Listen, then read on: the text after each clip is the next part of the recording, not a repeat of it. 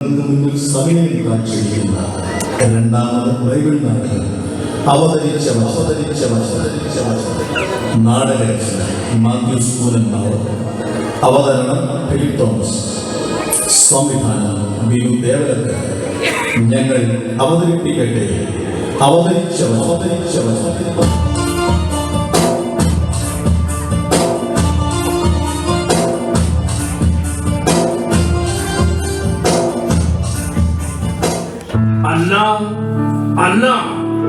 എന്താ വിളിച്ചത്? എന്തായി? വിരുന്നിന്റെ വിഭവങ്ങളൊക്കെ ഇനിയും തയ്യാറായി കഴിഞ്ഞില്ലേ? അവരും എത്താറായി. എല്ലാം തയ്യാറായി കഴിഞ്ഞു. പലതെല്ലാം ഒരുക്കിയിട്ടുണ്ട്. ഇനി വിളമ്പിയ മാത്രം മതി. മറിയമോ, കല്യാണപ്പെട്ടിട്ട് ഒരുക്കം ചടങ്ങ് വരെ നീളുമെന്നാ പറയാറ്. ഇല്ല, അവളെ അറിയില്ല യോവാക്യം. സ്ത്രീയുടെ അഴക് ആന്തരികമാണെന്ന് കുട്ടി ആയിരിക്കുമ്പോഴേ മനസ്സിലാക്കിയവളാ എന്റെ മോള്. വിവാഹ നിശ്ചയമാണെന്ന് കരുതി അവൾ അങ്ങനെ മതി മറക്കുന്ന കൂട്ടത്തിലല്ല. ഞാൻ പൊതുവെയുള്ള രീതി അനുസരിച്ച് ചോദിച്ചെന്ന് മാത്രമേ ഉള്ളൂ. ഇന്ന് അവളുടെ ജീവിതത്തിലെ ഏറ്റവും പ്രധാനപ്പെട്ട ദിവസമല്ലേ? അവൾ ഇന്നൊന്ന് സന്തോഷിച്ചെന്ന് വെച്ച് ഒരു കുഴപ്പമില്ല.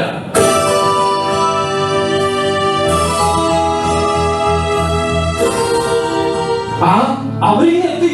ശരി, എല്ലാവരോടും പറയാം. ഇനി എല്ലാം നല്ല ക്രമപ്രകാരം വേണം. ഒന്നിനും ഒരു കുറവും പിഴവും വരാൻ പാടില്ല.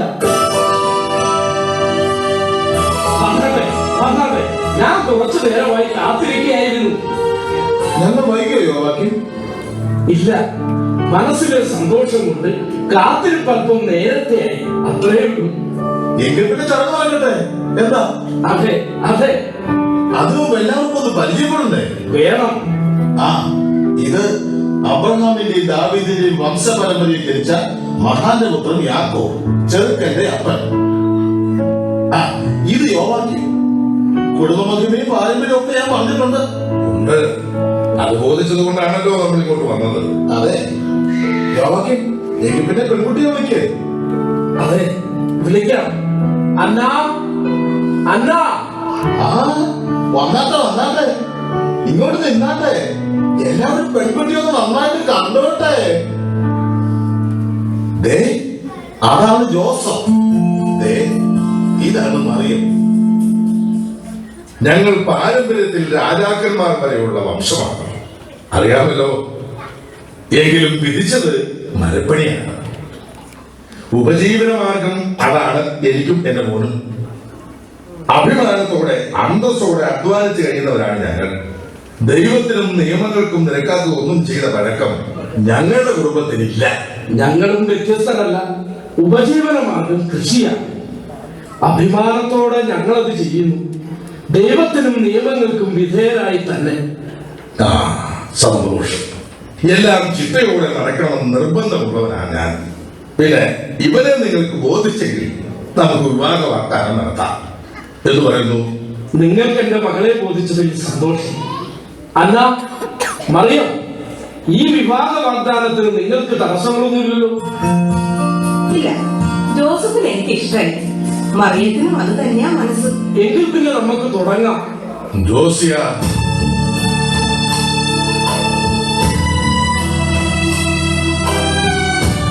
അബ്രഹാമിന്റെ വംശപരമ്പരയിൽ ജനിച്ച യാക്കോബിന്റെ പുത്രൻ നസറത്തിൽ വസിക്കും ജോസഫും, ലേവിയുടെ ഗോത്രത്തിൽപ്പെട്ട യോവാക്കീമിന്റെ പുത്രി മറിയവും തമ്മിൽ ദൈവനിശ്ചയപ്രകാരം വിവാഹം ചെയ്തു കൊള്ളാമെന്ന് ഇതിനാൽ വാഗ്ദാനം ചെയ്യുന്നു. വിവാഹോടുകൂടി നടന്നിരിക്കുന്നു. ഇന്നു മുതൽ മറിയം ജോസഫിന്റെ സ്വന്തമാണ്. വിവാഹമാവരെ സ്വന്തം വീട്ടിൽ താമസിക്കുമെങ്കിലും മറിയത്തിന് ഇനി എല്ലാം ജോസഫാണ്. വരൂ, നമുക്ക് അകത്തേക്ക് പോകാം. എല്ലാവരും വരൂ. എന്റെ ഈ എളിയ വിരുന്നിലേക്ക് എല്ലാവർക്കും സ്വാഗതം.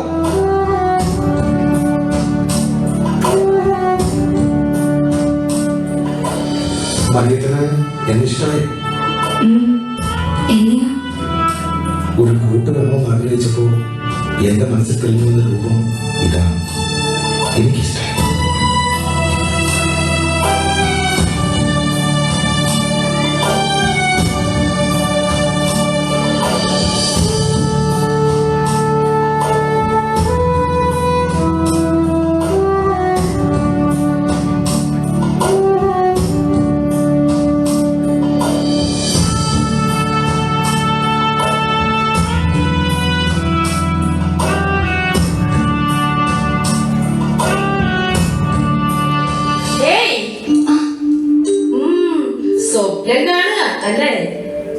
എങ്കിൽ ഞാനിങ്ങനെ വെറുതെ വേണ്ട വേണ്ട, കള്ളം പറയാൻ നോക്കണ്ട.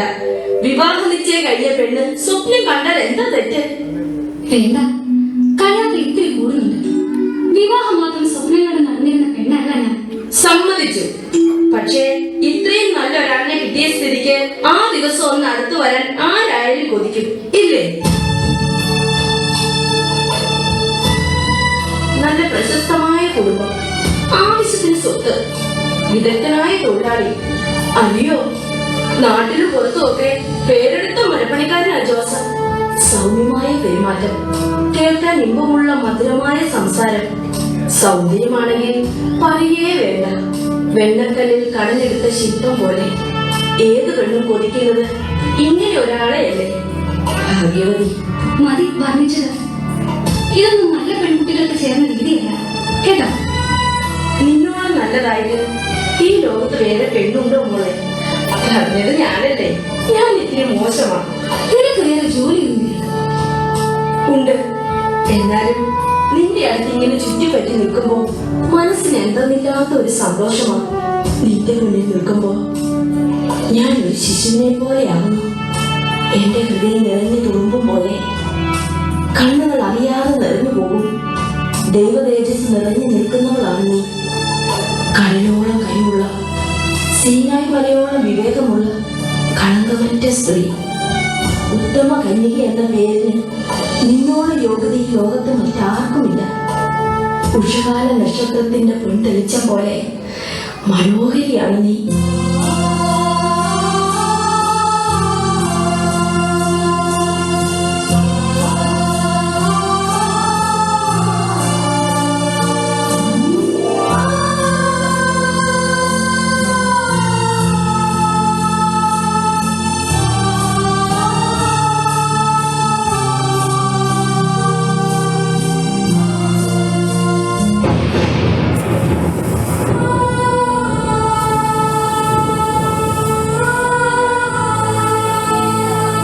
ദൈവകൃപ നിറഞ്ഞവളെ സ്വസ്തി, കർത്താവ് നിന്നോടുകൂടി.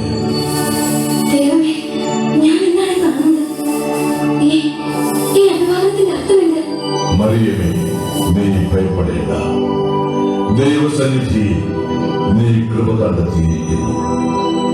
നീ ഗർഭം ധരിച്ച് ഒരു പുത്രനെ പ്രസവിക്കും. നീ അവന് യേശു എന്ന് പേരിടണം. അവൻ വലിയവനായിരിക്കും, അത്യുന്നതന്റെ പുത്രൻ എന്ന് വിളിക്കപ്പെടും. യാക്കോബിന്റെ ഭവനത്തിന്മേൽ അവൻ എന്നേക്കും ഭരണം നടത്തും. അവന്റെ രാജ്യത്തിന് അവസാനമുണ്ടാകുകയില്ല. ഇതെങ്ങനെ സംഭവിക്കും? ഞാൻ പുരുഷനടങ്ങില്ലല്ലോ. പരിശുദ്ധാത്മാവ് നിന്റെ മേൽ വരും. അത്യുന്നതന്റെ ശക്തി നിന്റെ മേൽ ആവസിക്കും. ആകയാൽ ജനിക്കാൻ പോകുന്ന ശിശു പരിശുദ്ധൻ, ദൈവപുത്രൻ എന്ന് വിളിക്കപ്പെടും. ഇതാ നിന്റെ ചാർച്ചക്കാരി വൃദ്ധയായ എലിസബത്തും ഒരു പുത്രനെ ഗർഭം ധരിച്ചിരിക്കുന്നു. വന്ധ്യയെന്ന് പറഞ്ഞിരുന്ന അവൾക്ക് ഇത് 6-ാം മാസമാണ്. ദൈവത്തിനൊന്നും അസാധ്യമല്ല. ഇതാ കർത്താവിന്റെ ദാസി, നിന്റെ വാക്ക് എന്നിൽ നിറവേറട്ടെ.